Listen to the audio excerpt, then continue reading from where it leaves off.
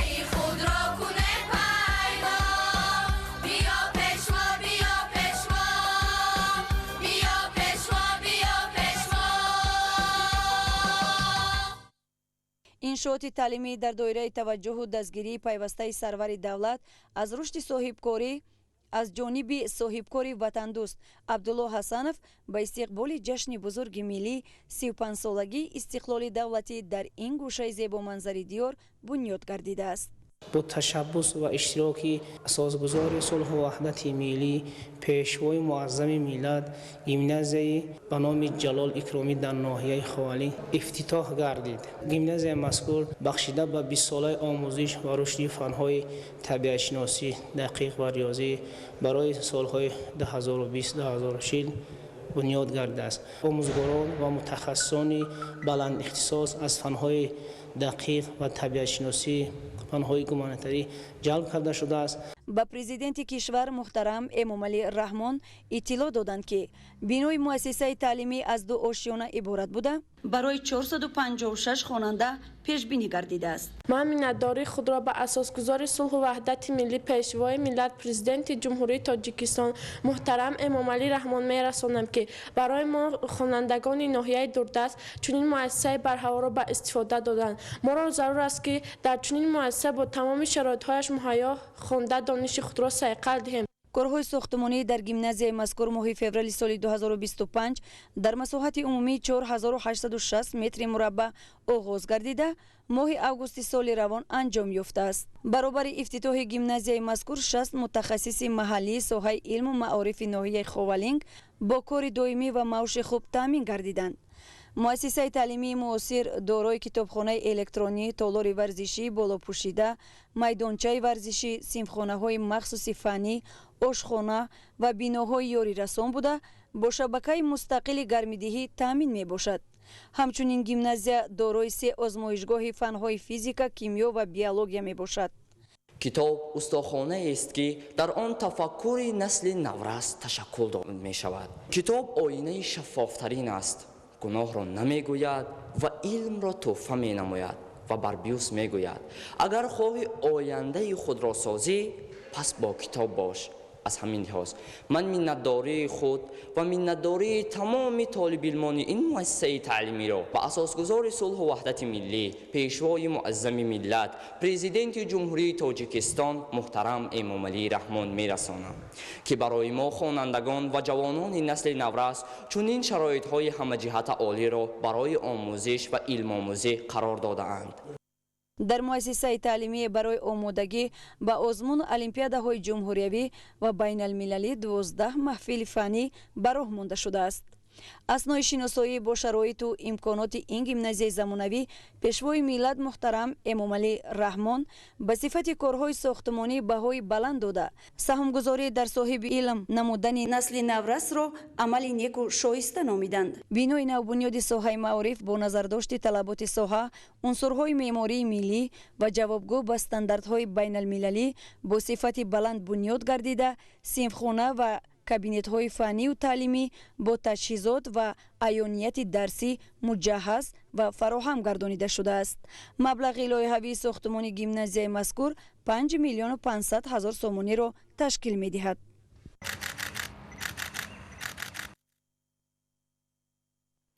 11 сентябр президенти ҷумҳурии тоҷикистон пешвои миллат муҳтарам Эмомалӣ Раҳмон дар идомаи сафари корӣ дар ноҳияи Ховалинг 3 муассисаи таҳсилоти миёнаи умумӣ, 2 кӯдакистон ва 1 маркази варзишии сайёҳиро ба таври фосилавӣ ифтитоҳ намуданд.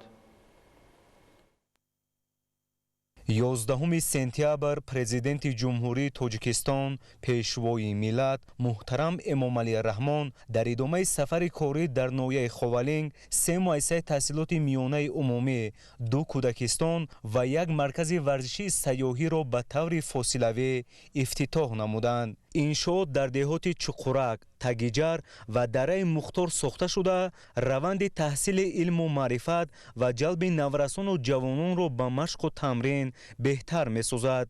муассисаҳои таълимӣ дар заминаи сиёсати маорифпарваронаи пешвои миллат муҳтарам Эмомалӣ Раҳмон аз ҳисоби маблағҳои буҷетӣ ва саҳми сокинону соҳибкорон бунёд карда шуданд.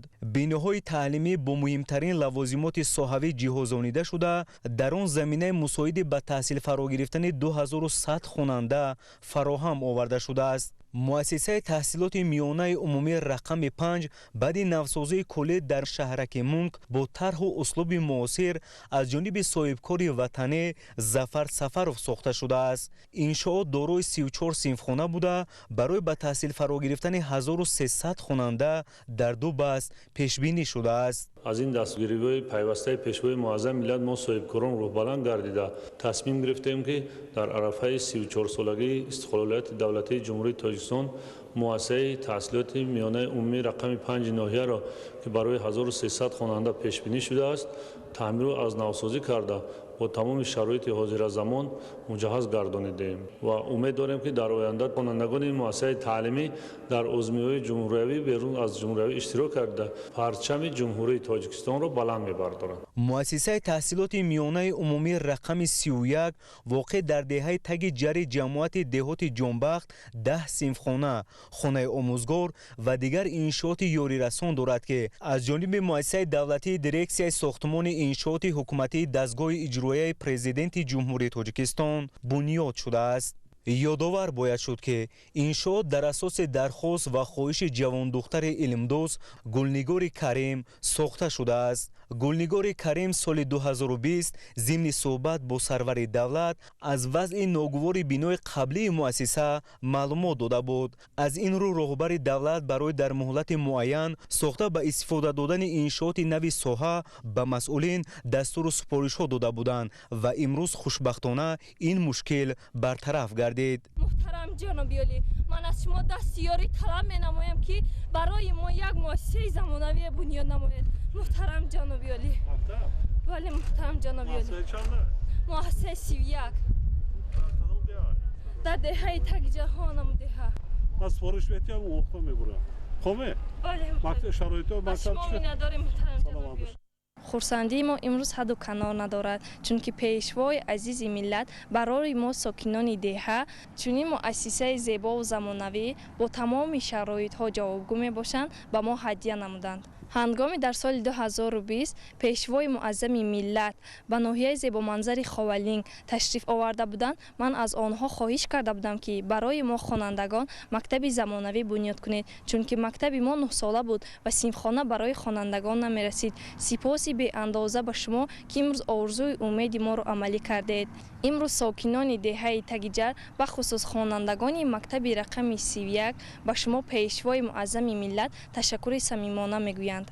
طبق تحلیل ها شماره خوانندگان همسالت در ناحیه زیاد می شود. از این رو مسئولان برای در شرایط خوب به تحصیل فرا گرفتن خوانندگان چاره های ضروری می اندیشند. بنیاد و مورد استفاده قرار دادن مؤسسه تحصیلات میانه عمومی رقم 10 در دهه چخورک دهات جانبخت در ادامه همین اقدام و تدبیرها عملی گردیده است. مؤسسه با سهم صاحبکار محلی عبدالله حسنوف با شرایط زمانوی ساخته شده برای به تحصیل فرا گرفتن 300 خواننده در 2 بس پیش بینی شده است. اطلاع داده شد که حالا در ناحیه خاولین 51 مؤسسه تعلیمی، 1 گیمنازیای خصوصی، 1 گیمنازیای دولتی و 1 لیسه اینترنت با فراگیری 13464 خواننده فعالیت دارد. هنگام شناسایی با شرایط تعلیم و تربیت در بناهای نوتأسیس تعلیمی، سرور دولت محترم امامعلی رحمان بنیاد چنین مؤسسه ها را در سطح دهات نمونه خوبی دستگیری سیاست معارف پرورانه حکومت کشور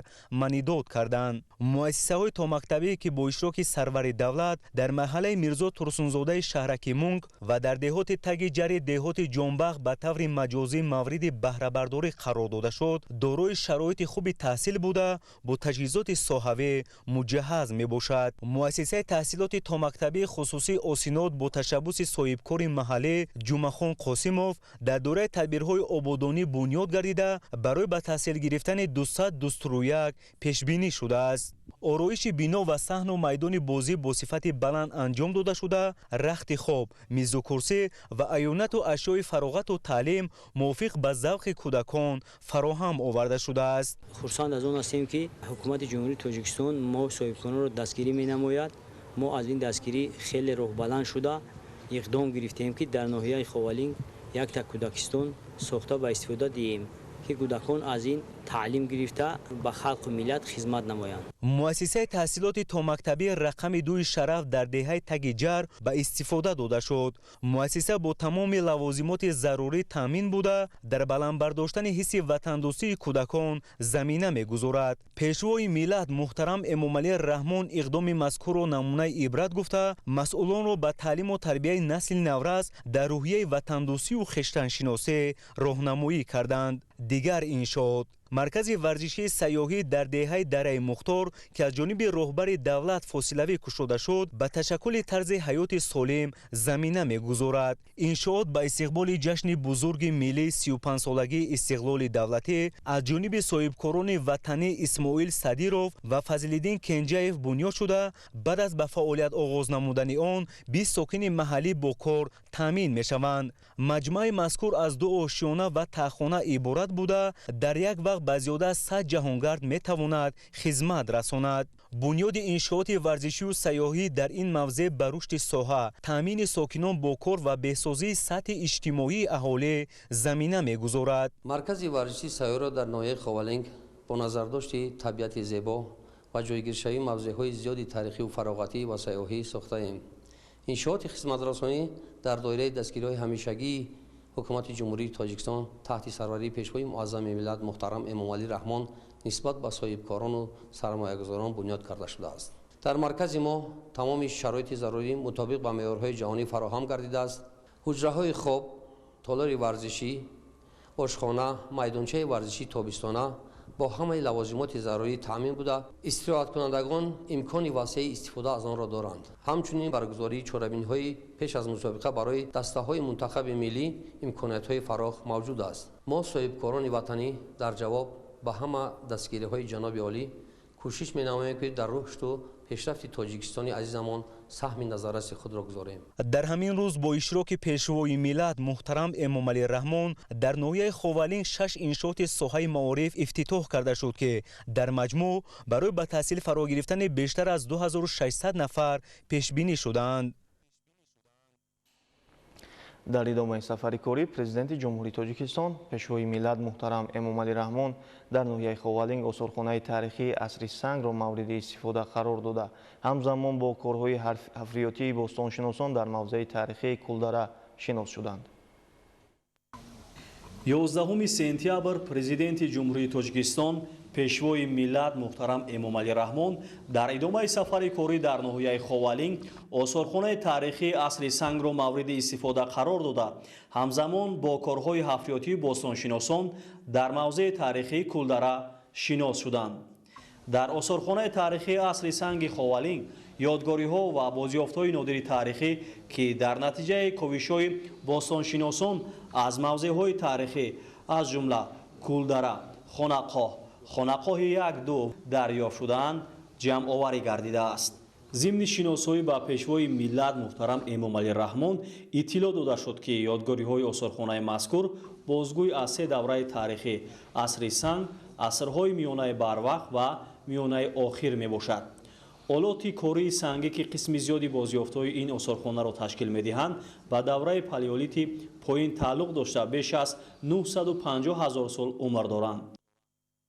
боиси ифтихор аст, хирсандӣ аст ки дар замони соҳибистиқлолӣ ба ҳамин бостоншиносиву ба худшиносиву худогӯҳии миллӣ ба ҳамин бисёр эътибори калон дошта ва бо ибтикори неки сардори давлат имрӯз дар ҳамин мавзеъи қадимтарини Осиёи марказӣ Кулдараи Ховалинг як осорхонаи асри санг дар инҷа бунёд ёфтааст. раҳи мунфарш барои сайёҳову барои бостоншиносо як ҷои муайяни истироҳати дамгирӣ ки боиси хирсандӣ мебошад.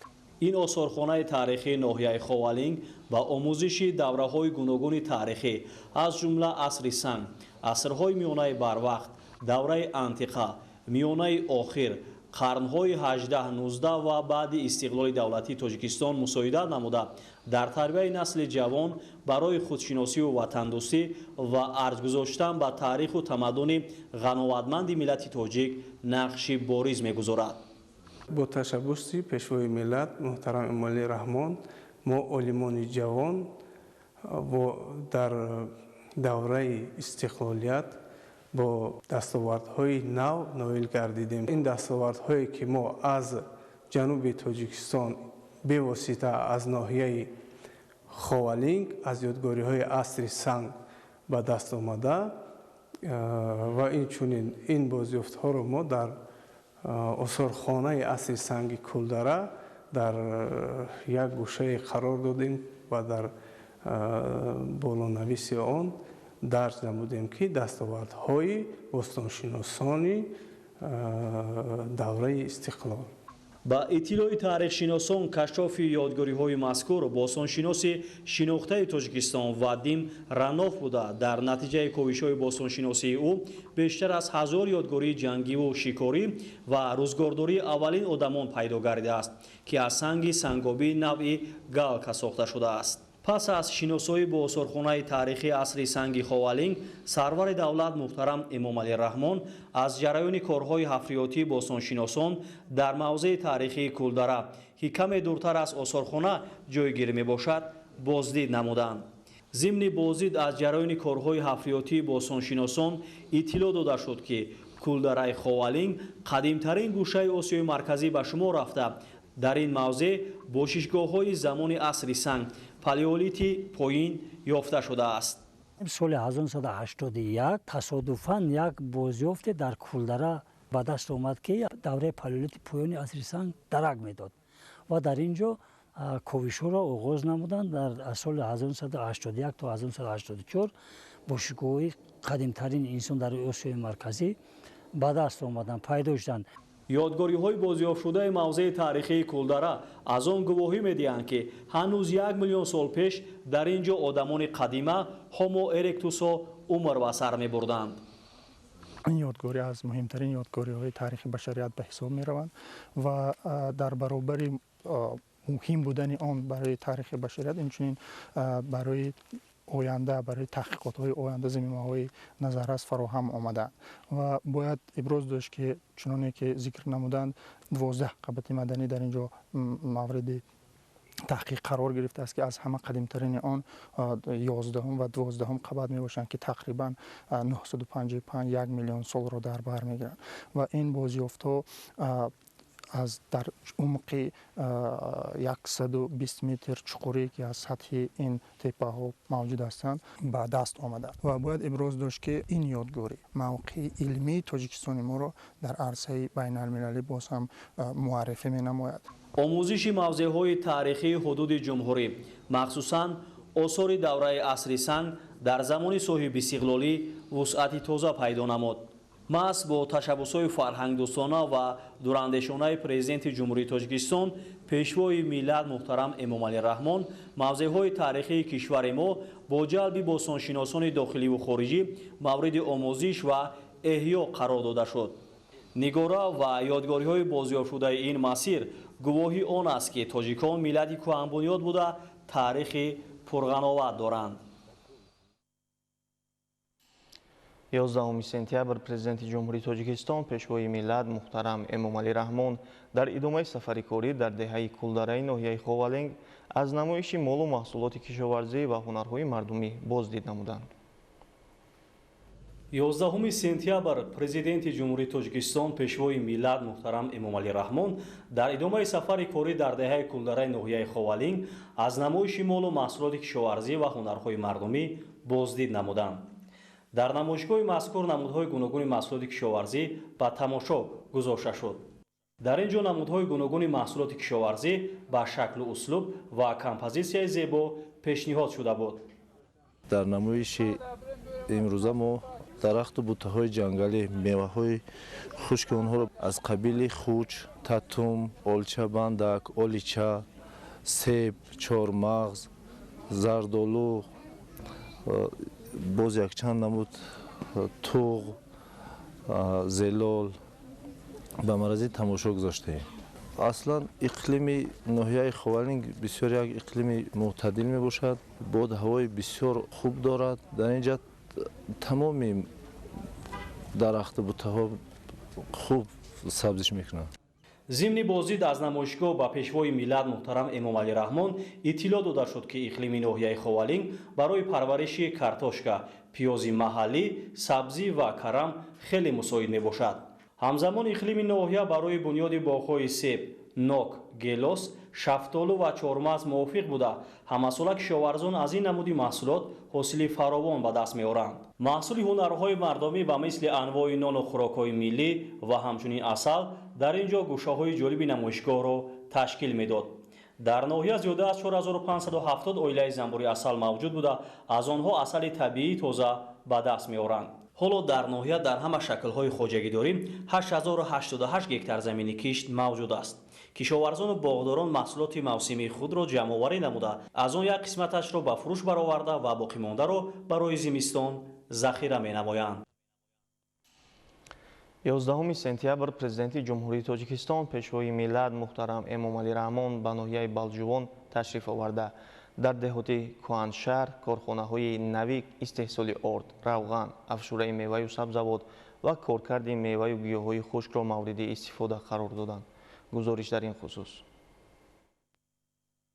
11 сентябр президенти ҷумҳурии Тоҷикистон пешвои миллат муҳтарам Эмомалӣ Раҳмон ба ноҳияи Балҷувон ташриф оварда дар деҳоти Кӯҳаншаҳр корхонаҳои нави истеҳсоли орд, равған, афшураи меваю сабзавот ва коркарди меваю гиёҳҳои хушкро мавриди истифода қарор доданд. Аснои шиносоӣ ба президенти кишвар иттилоъ доданд ки бо оғози фаъолияти 4 корхонаи муосири саноатӣ наздики 100 сокини маҳаллӣ бо кор таъмин шуданд. корхонаҳои истеҳсолӣ дар маҷмӯаи саноатии ноҳияи Балҷувон дар масоҳати зиёда аз 1 гектар аз тарафи гурӯҳи соҳибкорони ватанӣ бо арзиши 9 миллион сомонӣ сохта шудааст.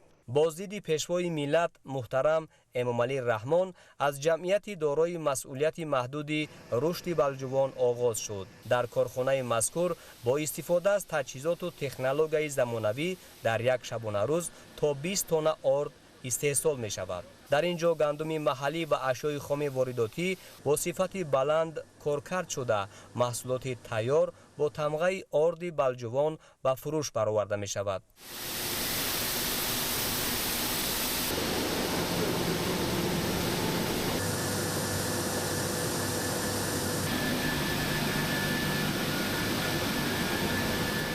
таҷҳизотҳои корхонаи истеҳсоли орди Балҷувон аз кишвари Туркия ворид гардида ба ҳама талаботҳои байналмилалӣ ҷавобгӯ мебошад.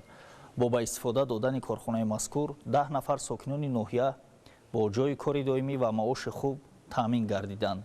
ҷамъият дорои масъулияташ маҳдуди рушди Балҷувон нақша дорад ки дар доираи чорабиниҳо бахшида ба ҷашни 35-солагии истиқлоли давлатӣ дар бунёди дигар корхонаҳои саноативу маишӣ саҳмгузорӣ намояд. ҳоло дар ду хатти технологии корхонаи дигари саноатӣ равғани пахта ва офтобпараст дар зарфҳои аз 3 то 10 литра бандубаст мешаванд. таъсиси корхонаҳои нав дар ин самт вобастагии бозори дохилиро аз маҳсулоти воридотӣ давра ба давра коҳиш дода сатҳи зиндагии мардумро беҳтар мегардонад. шукронаи тинҷӣ, шукронаи сарвари давлат ки мо имрӯз бо чунин шароитҳо муҳайё ҳастем. барои соҳибкор шудан, барои пешравӣ кардан имрӯз ягон мушкилот нест. мо ҳамин тасмими худро порсол гирифтем, аз ҷумҳурии мардумии чин технология ворид кардем, дар давоми 1 сол биноро сохтем, технология пайваст кардем. мо метавонем дар як шабонарӯз то 30 тонн равған бастубанд кунем, ноҳияро пурра аз равған таъмин кунем ва инчунин минтақа Ховалин, Муминобод, Кулоб метавонем ки маҳсулоти худро интихоб кунем. дар хатҳои технологӣ 10 нафар кору фаъолият мекунад ва мо боз 10 нафари дигар метавонем ба ҷои кор таъмин кунем ки ин дар интиқоли равған, фурӯши равған. дар идомаи боздид пешвои миллат муҳтарам Эмомалӣ Раҳмон ҳамзамон бо фаъолияти корхонаҳои истеҳсоли афшураи меваю сабзавот ва коркарди меваю гиёҳҳои хушк шинос шуданд. иттилоъ дода шуд ки корхонаи муосири саноатӣ барои қонеъсозии талаботи аҳолӣ ва содироти он ба хориҷи кишвар дар доираи ҳадафи 4-уми стратегии саноатикунонии босуръати кишвар аз тарафи соҳибкори ватанӣ Адҳами Холбобо бунёд шудааст. барои коркарди маҳсулот дар корхонаи мазкур 2 хатти технологӣ насб шудааст ки тавассути он дар як шабонарӯз 1000 қуттии шартии консерваи меваю сабзавот ва 15 000 қуттии мураббои себ истеҳсол мешавад. корхонаи мо маҳсулотро бо тамғаи шаҳди Балҷувон истеҳсол мекунад. корхона дар 2 самт кор мекунад, меваи хушк ва меваи тар. дар корхона 18 нафар ба ҷои кори доимӣ таъмин шудаанд. дар ноҳияи Балҷувон асосан ҷангал ва боғҳо бисёранд. мо ҳаминро ба инобат гирифта корхонаро сохтем. мо дар ҳамин корхонаи شهد بالجوان به کار دائمی تامین گردیدیم. من منتداری خود را به جناب عالی میرسانم که با دستگیری آنها چنین کارخانه ها ساخته به استفاده دادند که ما زنها به کار نایستاده آمده در اینجا کار کنیم.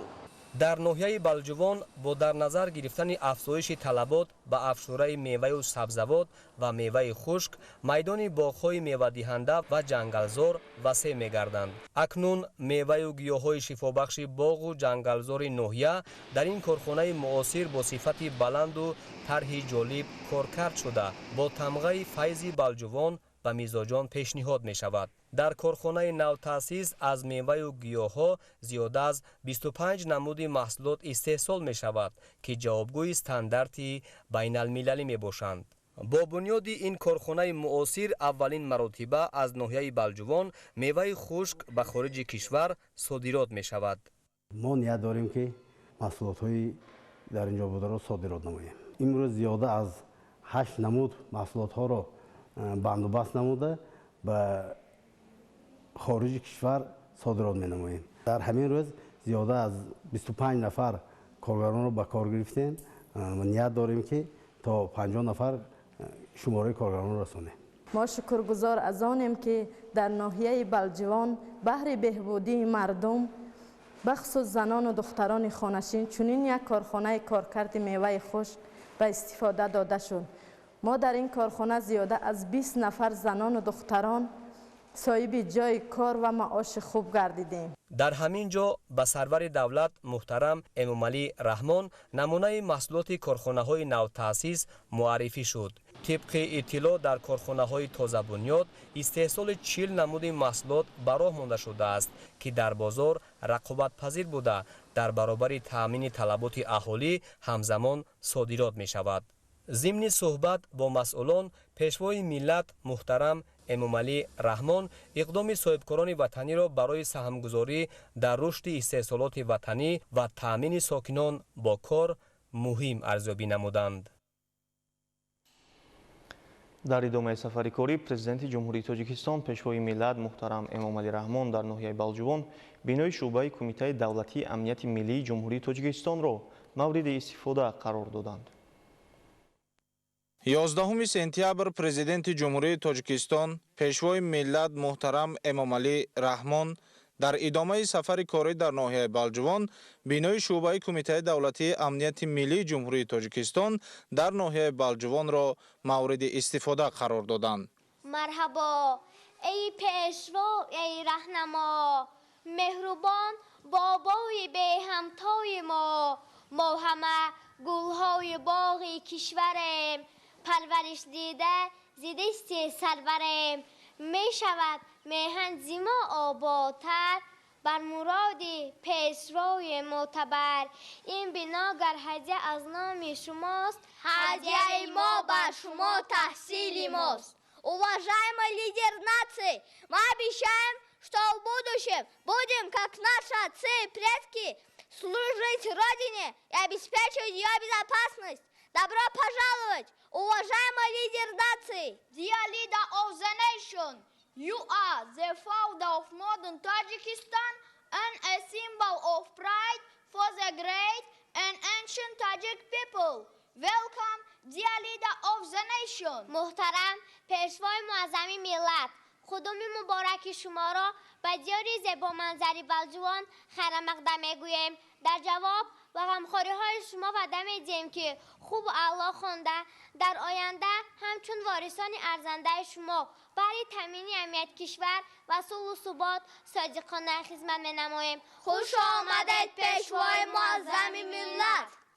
иншоот дар доираи корҳои ободонӣ ба истиқболи 35-солагии истиқлоли давлатӣ сохта шуда беҳтарин тӯҳфаи ҳукумати кишвар ба кормандони мақомоти амният ба шумор меравад. барои таъмини кормандони ин ниҳод бо манзили зист дар бино 9 хонаи истиқоматӣ бо тамоми шароити зист муҳайё карда шудааст ки бозгӯй аз таваҷҷӯҳи сарвари давлат муҳтарам эмомалӣ раҳмон ба кормандони ин ниҳоди қудратӣ мебошад. محترم جناب عالی، از نام همه عائله‌های خدمتیان نظامی با شما برای هدیه نمودن خانه‌های نو استقامتی میnnتداری صمیمی خود را بیان می‌کنیم. این غمخواری برای هر یک عائله ما رمز محبت و پشتیبانی شما میباشد. ما وعده می‌دهیم که همیشه صادقانه به تاجیکستان عزیزمان خدمت می‌کنیم. дар ҳамин ҷо сарвари давлат муҳтарам эмомалӣ раҳмон ба кормандони шуъбаи кумитаи давлатии амнияти миллии ҷумҳурии тоҷикистон дар ноҳияи балҷувон калиди хонаҳои истиқоматиро тақдим карданд. хонаҳо дуҳуҷрагӣ буда бо ҳама лавозимоти рӯзгор ҷиҳозонида шуданд. сарвари давлат муҳтарам эмомалӣ раҳмон аз кормандони ин ниҳод даъват намуданд ки бо истифода аз чунин шароит ва имконият ба нафъи миллату давлат содиқонаву софдилона хизмат намоянд. чароғпояҳои насбшуда ва гулу дарахтони ороишиву сояафкан саҳни биноро зебоии дигар мебахшад. мактаби президентӣ барои хонандагони болаёқад нахустин муассисаи насли нави соҳаи маориф дар ноҳияи балҷувон аст ки 11 сентябр бо иштироки президенти ҷумҳурии тоҷикистон пешвои миллат муҳтарам эмомалӣ раҳмон ба истифода дода шуд. мактаби президентӣ барои хонандагони болаёқад нахустин муассисаи насли нави соҳаи маориф дар ноҳияи балҷувон аст ки 11 сентябр бо иштироки президенти ҷумҳурии тоҷикистон пешвои миллат муҳтарам эмомалӣ раҳмон ба истифода дода шуд. таъсиси чунин муассиса дар ноҳияҳои дурдаст ки аз лиҳози барномаҳои таълимӣ, кадрҳои соҳибтахассус, имтиёз ба хонандагон ва шароиту инфраструктур бартарӣ дорад, бозгӯ аз зери таваҷҷӯҳи роҳбари давлат қарор доштани соҳаи маориф ва илм мебошад. иншоот дар асоси супориши пешвои миллат муҳтарам эмомалӣ раҳмон вобаста ба рушди зеҳну тафаккури хонандагон бо 5 бинои мутобиқ ба меъёру талаботи муосир сохта шудааст. корҳои қудратиро дар иншооти мазкур мутахассисони муҳандисони ҷдм рушди балҷувон ва ҷдм сафояк амалӣ гардонидан ва иншооти мазкурро дар муҳлати муқаррар карда бо сатҳи сифати баланд сохта ба истифода додан бо боварӣ метавон гуфт ки бо ба истифода додани иншооти мазкур заминаи мусоиди таълиму тарбия барои хонандагони ҳам ноҳия ва дигар шаҳр ноҳияҳои ҷумҳурӣ ба вуҷуд меояд. дар 32 синфхонаи муҷаҳҳаз имкон аст ки 1520 хонанда дар ду баст ба таҳсил фаро гирифта шаванд.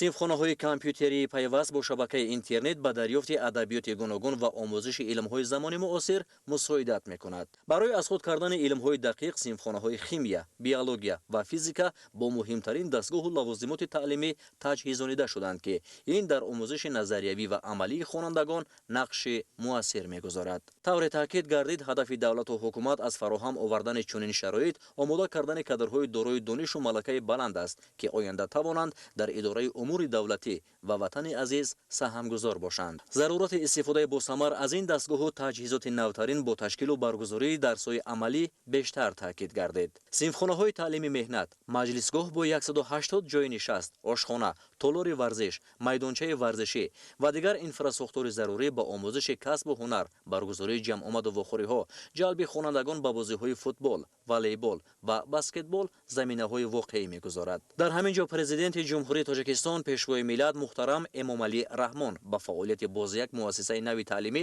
дар ноҳияи балҷувон фосилавӣ оғоз бахшиданд. муассисаи таҳсилоти миёнаи умумии рақами 10 дар яке аз деҳоти ноҳия дар асоси дастуру роҳнамоиҳои пешвои миллат муҳтарам эмомалӣ раҳмон дар самти беҳсозии фазои таълиму тарбия аз ҷониби соҳибкор рустам муъминов сохта шудааст. мо соҳибкорӣ иқдом гирифтем ки дар асоси дастури роҳбари давлат дар ноҳияи балҷувон як муассисаи нав ва ҷавобгӯ ба талаботи замони муосир сохта ба истифода диҳем. дар ин деҳот ки 180 хоҷагӣ дорад, бо мунтазам зиёд шудани шумораи хонандагон раванди таълим дар бинои қаблии дорои 6 синфхонаи садамавӣ мушкил шуда буд. пеш муассисаи таҳсилоти миёнаи умумии рақами 10 6 симхона ва як утоқи директор я утоқи омӯзгоҳ дошт ки барои 140 нафар хонанда дар як бас пешбинӣ шуда буд. биное ки қаблан мо дар он фаъолият менамудем ба шароити имрӯзаи таълим ҷавобгӯ набуд. ҳамовозии шахсони ватандӯст бо сиёсати маорифпарваронаи роҳбари давлат дар деҳоти мазкур боис шуд ки ин мушкили ҷиддии аҳолии деҳа бартараф гардад.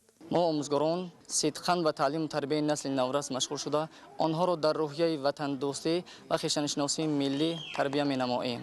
бинои нави муассиса бо истифода аз масолиҳи баландсифати ватанӣ бо тарҳи муосир сохта шудааст. шумораи хонандагон дар маҷмӯъ 370 нафарро ташкил медиҳад, вале бо дар назар доштани зиёдшавии аҳолӣ 16 синфхонаи муҷаҳҳаз барои ба таҳсил фаро гирифтани 960 хонанда дар 2 баст пешбинӣ шудааст. синфхонаҳои компютерӣ, китобхона ва майдончаи варзишӣ имкони мусоид барои омӯзиши фанҳои гуногун ва ҳам машғул шудан бо тарбияи ҷисмонию варзиш фароҳам овардаанд. дар асоси дастури роҳбари давлат муҳтарам Эмомалӣ Раҳмон, ҳайати омӯзгорон ва хонандагони муассисаи таҳсилоти миёнаи умумии рақами 10 дар ноҳияи Балҷувон бо сару либоси ягонаи мактабӣ таъмин карда шуданд. ин иқдом бозгӯ аз ғамхории пешвои миллат ба соҳаи маориф ва талошҳои пайваста барои боло бурдани мақоми омӯзгор дар ҷомеа мебошад.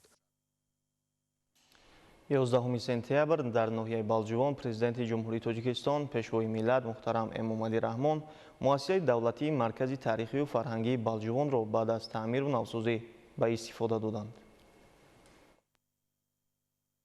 11 сентябр дар ноҳияи Балҷувон президенти ҷумҳурии Тоҷикистон пешвои миллат муҳтарам Эмомалӣ Раҳмон муассисаи давлатии марказии таърихию фарҳангии Балҷувонро баъд аз таъмиру навсозӣ ба истифода доданд. дуруд эй нигаҳдори фазлу ҳунар, хиратманд бошеду бас муътабар, адолатпарасту ба дониш қавӣ, ҳамеша биёрад ба мардум навӣ. чу бар ёд орад бузургони хеш, дурахшад чу хуршеди даврони хеш. ҳама сокинони диёраш яқин, бар ӯ чашм дӯзанд чун бар нигин.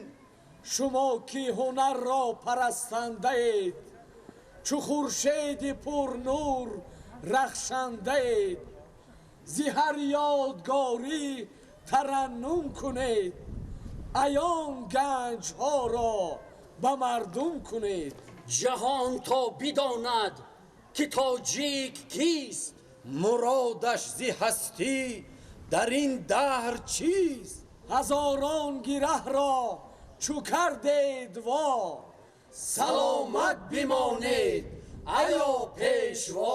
дар даромадгоҳи маркази таърихию фарҳангии Балҷувон пешвои миллат муҳтарам Эмомалӣ Раҳмонро сокинони касбу кори гуногуни ноҳия ва аҳли илму фарҳанги вилояти Хатлон бо самимияту эҳтироми беандоза истиқбол гирифтанд. корҳои барқарорсозии қалъаи Балҷувон дар асоси дастуру супоришҳои сарвари давлат муҳтарам Эмомалӣ Раҳмон аз соли 2019 оғоз гардида бо сифати баланд ба анҷом расонида шудааст. ин макони таърихӣ дар рӯйхати иншооти буҷети маҳаллии вилояти Хатлон қарор дода шуда дар баробари маблағгузории буҷети вилоятӣ ҳамзамон соҳибкорони маҳаллӣ низ дар таъмиру навсозии он саҳмгузорӣ намуданд. барои навсозии қалъаи Балҷувон аз ҳисоби буҷет 6 миллиону 322 ҳазор сомонӣ ва аз ҳисоби соҳибкорон 17 миллиону 624 ҳазор сомонӣ маблағгузорӣ шудааст. арзиши умумии навсозии иншоот 23 миллиону 946 ҳазор сомониро ташкил медиҳад. иншооти мазкур яке аз ёдгориҳои таърихии ноҳия ба ҳисоб рафта ҳамасола шумораи зиёди сайёҳони дохилию хориҷӣ аз он дидан менамоянд. пешвои миллат муҳтарам Эмомалӣ Раҳмон зимни шиносоӣ бо имкониятҳои марказ таъкид намуданд ки чунин муассисаҳо мактаби худшиносӣ ва худогоҳии миллӣ буда насли ҷавонро ба омӯзиши таърих ва арҷгузорӣ ба фарҳанги ниёгон ҳидоят месозанд. маркази таърихию фарҳангии Балҷувон бо тарҳи муосир ва мутобиқ ба талаботи меъёрҳои меъморӣ навсозӣ шуда имконият фароҳам меорад ки таъриху фарҳанги ғании миллати тоҷик ба таври шоиста муаррифӣ гардад. марказ дорои толори калони намоишӣ, осорхонаи таърихӣ, китобхона ва гӯшаҳои махсуси фарҳанги миллӣ мебошад. ҳар як гӯша бо ҳунари баланди меъморӣ ва тарҳи замонавӣ оро ёфта таърихи қадимаву фарҳанги ғании мардуми тоҷикро инъикос мекунад. дар осорхонаи ин мавзеъ намунаҳои нодири санъати дастӣ, нигораҳои қадимии ашёи рӯзгори ниёгон ва асарҳои муҳаққиқону адибон ҷой дода шудааст. маркази таърихию фарҳангии ноҳияи балҷувон яъне ки эҳё гардида дубора дар шакли таърихии худ ва бар асоси бозёфтаи бостоншиносӣ барқарор гардидааст. бозёфта аз ин ҷо ба даст омаданд ки онҳо дар бораи рушди ҳунари заргарӣ, оҳангарӣ ва амсоли инҳо шаҳодат медиҳанд. миннатдории самимии хешро ба асосгузори сулҳу ваҳдати миллӣ, пешвои муаззами миллат, президенти ҷумҳурии тоҷикистон муҳтарам эмомалӣ раҳмон мерасонем ки дар ин қадар ноҳияи дурдасти балҷувон як муассисаи бениҳоят зебову таърихию фарҳангӣ мавриди истифода қарор дода шудааст. пас аз шиносоӣ бо шароити марказ, президенти ҷумҳурии тоҷикистон муҳтарам эмомалӣ раҳмон дар барномаи адабии фарҳангӣ ки бо иштироки аҳли адабу ҳунар баргузор гардид иштирок намуданд. дуруд эй абармарди воломақом, накӯрою некудилу некном. дуруд ای سرآغازی هر داستان که کردی وطن را چو یک بوستان. کنون تاجیکستانیان ملتند، نگهدار این تاج و این دولتند. زیهی ای ابرمردی بیدار بخت، زیهی این چنین مسند و تاج و تخت. درود از تباری کیومرث شاه که در تختگاری کشاده است راه. زی جمشید بادا درودی زیاد که آن تیری طوسی ورا کرد یاد. زی شاهنامه آمد صدا این چنین که خاتم ندارد جیلا به نگین. هر آن کس که دارد هوش و رای و دین، پس از مرگ بر من کند آفرین. نمکدان ملت کفی دست اوست، شکوه و جلالش به ما آبروست. به 70 پشتش درود و سپاس، به دریا نهاد و به گوهر شناس. مبارک شما را بود کار و بار، که خلق از شما شد برم اعتبار. پرستش کنان دفتر و خامه را شما تحفه کرده، شهنامه را گفته از عشق میهن خلق ما به علت است. شاهنامه تحفه بی مثل بر این ملت است. زیهی ای ابرمردی بیدار بخت، زیهی این چنین مسند و تاج و تخت. سلام آموز گویا عربی شب و روز فیردوسی برای ما شما امیر نمیشه. همین شرایطی روز داده بر شما از رفتگان این صحنه چون تحسین رسد. بلخی و حاجی حسین و جامی و شاهین رسد. عمرت ای مردی خرد پرفیض و با مقدار باد. هر که ما را یاد کرد ایزید مرو را یاد باد. بحمدالله که آن دلدار گرچه رفت زود آمد. و تعظیمش قیام خواستم اما سجود آمد. چو رفت از پیشی چشمم آنچه بودم رفت از عالم. چو آن آفرین آمد به عالم هرچی بود آمد. صد شاخی گلی تازه نشاندم به هوایت. بازا که یکی زون همه ننشست به پایت. سایم به کفی کفش تو روخ بحری تسلی. چون دست نسم نیست که بوسم کفی پایت.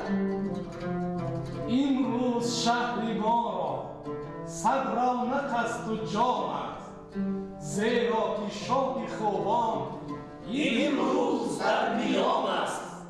آن آفتاب خوبی چون بر زمین بیتابد آن دم زمین خاکی بهتر ز آسمان است.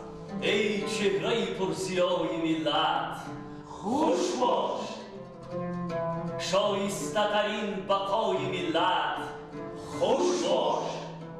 در راه مراد با شمای شما ای رهبر و رهکشای ملت خوش باش. ساکنان افتتاح مرکز تاریخی و فرهنگی بالجوان را تحفه ارزنده پیشوای ملت و حکومت کشور در روزهای تجلیل از 34مین سالگرد استقلال دولتی جمهوری تاجیکستان ارزیابی نموده اظهار داشتند که با استفاده از این امکانیت‌ها برای حفظ و رشد فرهنگ ملی و تربیت جوانان در روحیه وطن دوستی سهم می‌گذارند. افتتاح این مؤسسه فرهنگی در ناحیه بالجوان گواهی روشن سیاست سازنده و فرهنگ پرورانه پیشوای ملت محترم امامعلی رحمان می باشد. بعد از بازدید از مجمع تاریخی و فرهنگی بالجوان، پیشوای ملت محترم امامعلی رحمان در کتاب مهمانان عالی قدر سوی دست گذاشتند. در دایره سفر کاری در ناحیه بالجوان، президенти ҷумҳурии тоҷикистон муҳтарам эмомалӣ раҳмон бо лоиҳаи бунёди роҳи мошингарди дорои аҳамияти ҷумҳуриявии балҷувон сари хосор шинос шуданд. در دایره سفر کاری در ناحیه بالجوان ولایت ختلان، президенти ҷумҳурии тоҷикистон پیشوای ملت محترم امامعلی رحمان با لایحه بنیاد راه ماشینگرد دارای اهمیت جمهوریوی بالجوان سر خسار شناس شدند. راه مذکور یکی از لایحه‌های مهم اینفراساختور نقلیاتی در منطقه به شمار می رود. عملی شدن این طرح امکانیت می دهد که علاقه دائمی و با صفت نقلیاتی بین دهه‌ها و جماعت‌های شهرک و دهات ناحیه‌های بالجوان و سرخسار تامین گردیده شرایط زندگی اهالی بهتر و امکانیت اجتماعی و اقتصادی منطقه گسترش یابند. به سرور دولت اطلاع داده شد که لایحه بهترسازی راه ماشینگرد بالجوان سرخسار مساحت عمومی 54.1 کیلومتر و پهنایی 10 متر را در بر گرفته به دو قطعه A 30 کیلومتر و قطعه B 24.1 کیلومتر جدا کرده شده است. سبب به دو قطعه جدا نمودن راه لایحه‌ای به حجم زیادی کارها و مشکلی وابسته به اقلیم ربط داده می شود. کارهای لایحه‌کشی پررو به انجام رسیده، خلاصه مثبت اکسپرتیز دولتی نیز گرفته شده است.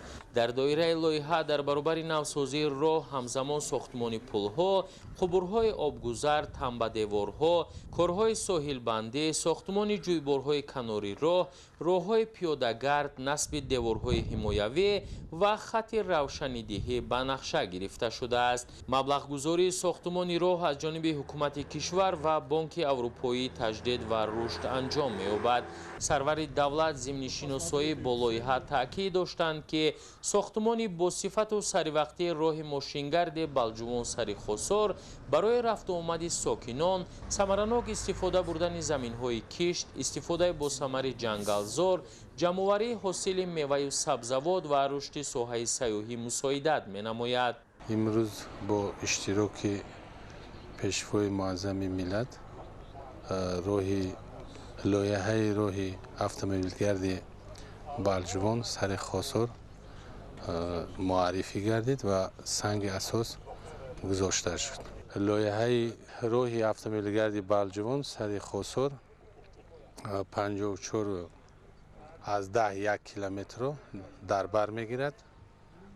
در دایره لایحه به نوبت گرفته شده از پل‌ها 10 عدد پل، قبورهای آبگذر که قطرشان گوناگون می باشد و راههای پیاده‌گرد، روشننمایی در جایهای اهالی نشین و 2 قبت منفرش کردن اسفالت. ما راهسازان کوشش میکنیم که راهی که امروز ساختمانش آغاز گردیده است با طلبات‌های استانداردهای بین المللی جوابگو باشد. пешвои миллат муҳтарам эмомалӣ раҳмон зимни муаррифии лоиҳа зикр намуданд ки рушди шабакаи роҳҳои маҳаллӣ яке аз самтҳои муҳими сиёсати созандаи ҳукумати ҷумҳурии Тоҷикистон мебошад, зеро роҳҳо на танҳо воситаи муҳим барои алоқаи мардуманд, балки заминаи рушду шукуфоии деҳот, густариши робитаҳои иқтисодиву иҷтимоӣ ва таҳкими ваҳдати миллӣ низ ба ҳисоб мераванд.